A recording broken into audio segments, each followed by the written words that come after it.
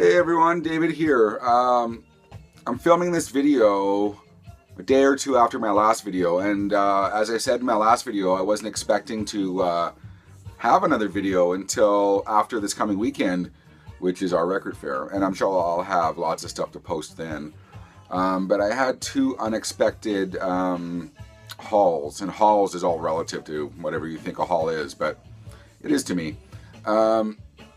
So I thought I would just film this and kind of schedule it and kind of knock this one out for you, and kind of get to the task at hand, which is kind of getting ready for the record fair coming up. So first of all, cheers. I'm going to keep my cup here today so it looks very 3D whenever I reach for my coffee. And knowing me, I'll either tip the camera over or I'll spill my coffee. Anyways, if you can hear this, we're listening to the audio file pressing of the Police Nena Mandana. I've never been able to say that. Anyways, this comes from it's that 80s audio file series that A&M did. That's actually really good. I have a few of these ones. So that's what you're listening to. I pull a shirt from the closet. I pull a record to match.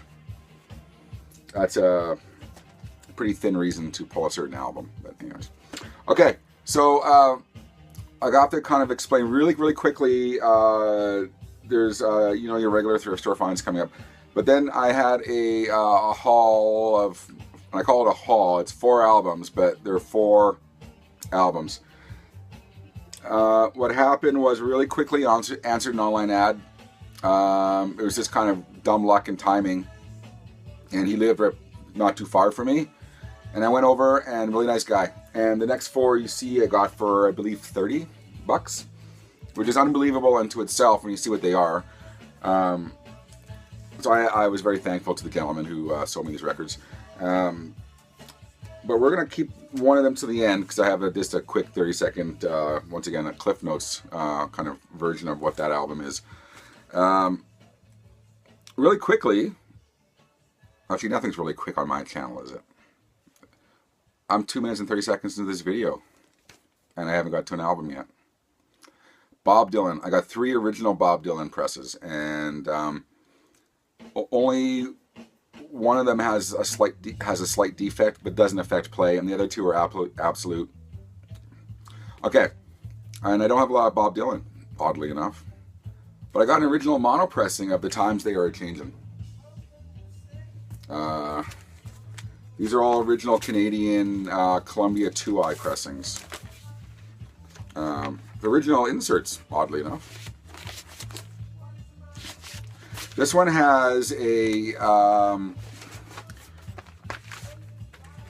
hairline that goes right across it, and it's a little bit more than a hairline, but it doesn't. The guy told me it plays right through on his turntable, and apart from that, there's nothing wrong with that album whatsoever. It plays through all the way. No problems at all.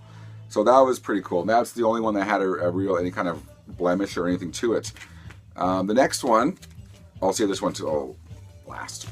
An original stereo pressing of Highway 61 Revisited. When I played these all through, I think this was maybe my favorite of the 3 I found for Dylan. Yeah, nothing more to show that. This is an original Columbia 2i as well. And the second time I found one of these, and this is a much better copy than the one I found a while ago, which I don't believe I ever showed on one of my videos. That's right, I didn't, because I ended up flipping it, doing a trade with someone for it. But this is a much better copy than I had of that one. This is an original mono pressing of the Freewheelin' Bob Dylan. And let me explain about this one really quickly. In Canada, this was released, if you know the history of this album, there was a very small quantity that was released in the US that had a different track listing. And those are worth tens of thousands of dollars. Basically, the songs listed on here is the original track listing of the album. But at the last minute, the record company convinced Dylan to pull a few of those songs off and replace them. But the songs here still remained the old track listing, if that makes sense. And the back was the corrected track listing. But in Canada, what happened is they must have pressed the covers early enough on before they pulled the album. So this has the incorrect track listing, and the album itself plays the corrected track listing. I'm not sure if that story went anywhere, but it's a lot more of a rare version to find in Canada, anyways. The incorrect track listing on the album that plays the correct one, if that makes sense. Like I said, this one and Highway 61 Revisited are absolutely, they played amazingly well.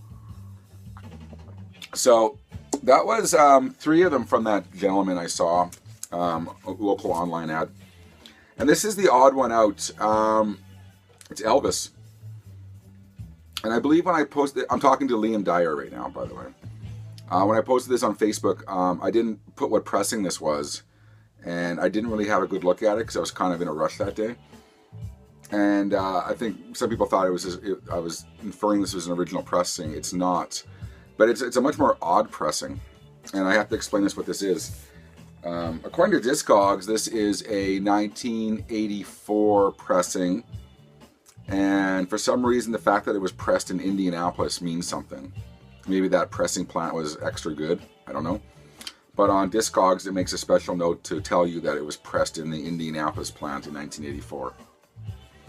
Anyways, what this is,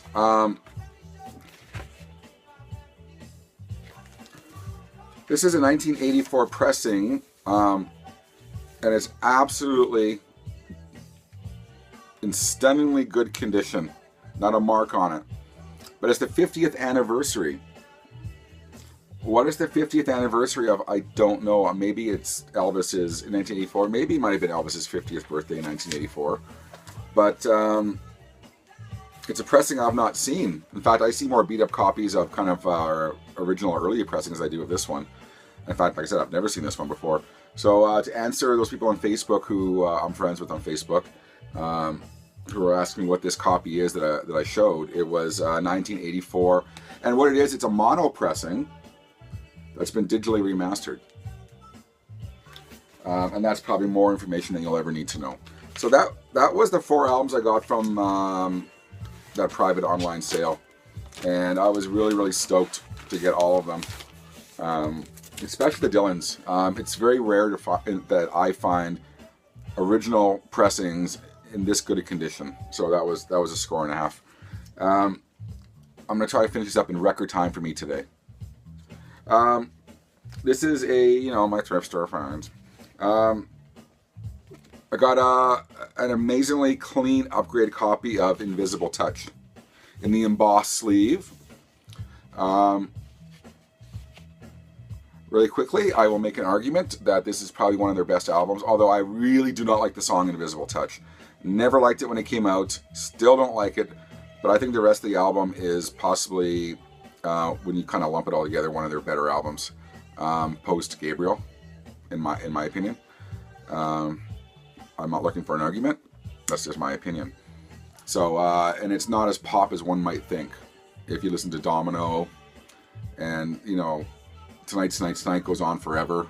It's those songs are very much, if you actually listen to them, they're very much kind of in league with older Genesis, to be honest with you. A lot of progressive rock influences in those ones, but you kind of get lost in the pop of Invisible Touch and Anything She Does and Land of Confusion. So anyways, that's my spiel about Invisible Touch. Really super nice upgrade. In fact, all the ones you're going to see here, I didn't even have to run a brush over. They were just clean. So that was a really nice find. I picked this one up on name alone. I know who he is, little bits of pieces of his music I know, and I know his influence more than anything else is Philip Glass. This is called Songs from Liquid Days. I've not listened to it yet, but it has lyrics by Laurie Anderson, David Byrne, Suzanne Vega, Paul Simon. And it's, I think the vocalists feature Linda Ronstadt and the Roaches, amongst others. And the Kronos Quartet are on here. Just very odd to find Philip Glass in a thrift store. That seems to be a dirty word when I talk about that for some reason. I don't know why. In fact, I'm putting my coffee down. That's really annoying. Anyways, Yeah, so I'm trying not to mention that T word or TS word a whole lot. Like I said, it's kind of, some people are getting their panties in a bunch, I guess. Anyways, Philip Glass, songs from Liquid Days. I look forward to listening to that one. I'm not a huge Harry Nilsson fan. Don't know why, but I have a lot of his albums for some reason. I keep on finding them. But this is, like I said, just the vinyl is absolutely immaculate. Songs of Schmielson. And what's more amazing is who's on this album. If you know this album, I'm telling you stuff you don't need to know. But, you know, I mean, Peter Frampton's on this, and Klaus Vormann, and Nicky Hopkins is on here, Chris Spedding's on here. I'm probably missing a bunch of big names, aren't I? Yeah. Okay, maybe I should have read the credits before. I knew there were a lot of people on it. Maybe I should have read this before I pressed record.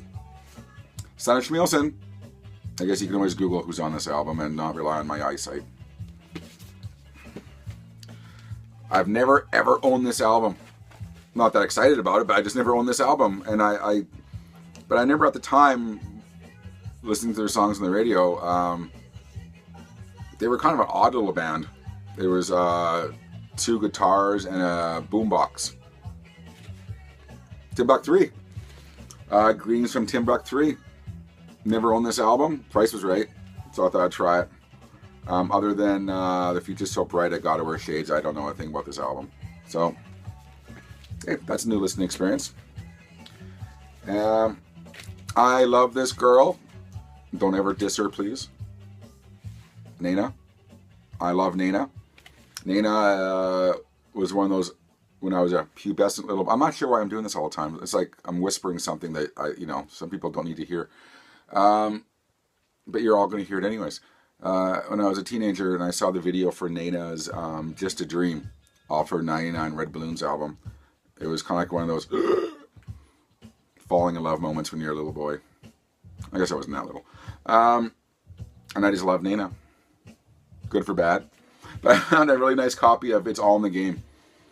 And I have the German version of this album, which is called something else now, and I can't remember what it's called. I would grab it, but I don't want to make this video last any longer. It has the German title to it, but I like Nena. Yeah, that's all there is to it. I liked her when I was 13, and I like her now. Another one like Nena, I really do like this band, and this is one of those bands that you post, you'll get laughed at, but I don't give a shit. I'm too old to care anymore. I'm a big fan of A-ha. I've always said that I love my 80s music, but this is, like I said, an immaculate upgrade to Hunting High and Low. I have several copies of this album. In fact, I have a pressing from Zimbabwe. I found at a record fair.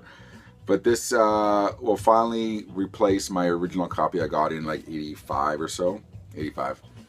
And I was hanging on to it for nostalgic reasons, but it's been played out. Beautiful, beautiful upgrade copy of Hunting High and Low. And I swear to God, if these guys were 3 fat, ugly dudes, or if they look like me, they would be taken a lot more seriously. Because after this album, they made a lot of... I feel like I've talked about A-ha before. I feel they made a lot of really credible, kind of more acoustic-based albums. And unfortunately, they had that teeny bopper tag put on them, and they never quite lost it. That's my A-ha spiel to try to make them credible. I love A-ha. Next one, I don't know, Keith Jarrett, Facing You. It's jazz. I picked it up just to give it a listen. And I might finish in record time for me. So let's get through this. This is an original ECM Polydor pressing. I know the name Keith Jarrett, don't know much about this album. So here you go. Anyways, I'm going to wrap this up really quick here. This is a very unexpected video. It's a bonus video. But by saying the word bonus, it's like I'm giving you content that you want. Really. Anyways, at that thrift store, I left behind a ton of stuff that I could have got, and it could have been good catalog filler, it could have been good trade material, but I just took what I didn't have, or what was a nice upgrade. It's getting to that time of year, back to school. Well, it's already back to school, but I had a stack like, well, here, my coffee now. I had a stack like that, and I had to kind of reduce it down to that. I kind of figure at times you need to put things in perspective in life. Do I get a stack of maybe vinyl that I could possibly trade and spend an extra $30, or can I buy my son that guitar he needs for school, which he does, and or you know, can I get that oil change I need, or can I pay that bill I have to pay, or whatever. So I left behind a lot of good stuff, so I hope someone locally found the rest of that stuff I left and picked it up and enjoyed it. Anyways, that's an extra minute I didn't really need to add on to my video. Thank you all for watching. I really appreciate it. I hope the fact this is a shorter video means people will actually watch the whole goddamn thing. Anyways, yeah, next video will definitely be post-record fair, and I'm hoping to have some good finds there. So once again, I want to offer everyone cheers. And let's hope I don't get caught on copyright infringement with the police. Anyways, take care. We'll see you next time, everyone.